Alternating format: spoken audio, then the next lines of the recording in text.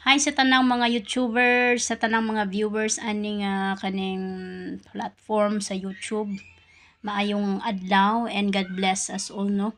So ako di ay si Flor dili sa Cebu, sa dalaga pa, o taga Pilipinas. Usa ka lumad, usa ka nitibo gikan sa tribo nga di babawon.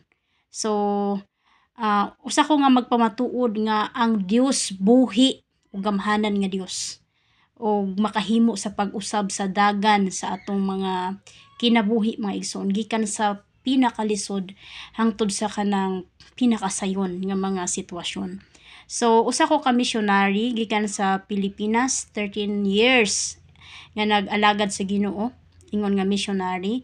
Daghan kay kong mga experience nga naagian, no, na witness nga gahom sa Ginoo personally. And then God is giving me this gift of kanang writing songs, being a psalmist. Grabe ang gibuhat sa Ginoo. So wala na ko, dili ko makahimo og mga pagbuot-buot og kanang compose without the Holy Spirit. Kay it is the Holy Spirit nga naga-reveal sa ako niini nga mga kanta. So to all the viewers ani, no, nga video, hallelujah. So I invite you guys to please subscribe on my YouTube.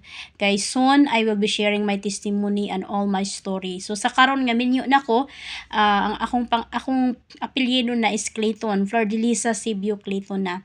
So dalaygon ang Dios nga nidala sa ako adin sa USA. So daghan pang mga butang ang gusto nako i-share diha ninyo.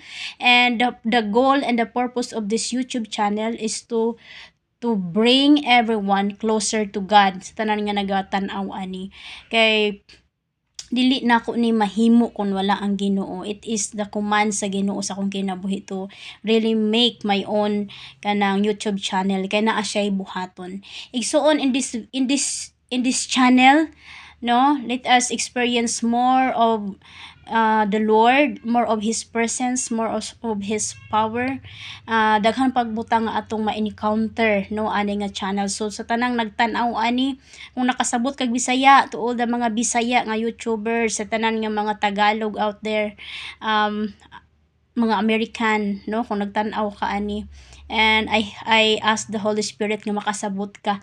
I invite you guys to subscribe this YouTube channel, and together we will know more about Jesus through my testimony and pinaagi pod sa akong mga experience, hallelujah, diha sa pagpamuhat sa buluhaton sa Ginoo. Himaya sa Dios, hallelujah, dalaygon ang Dios nga dala nako dinhi sa USA.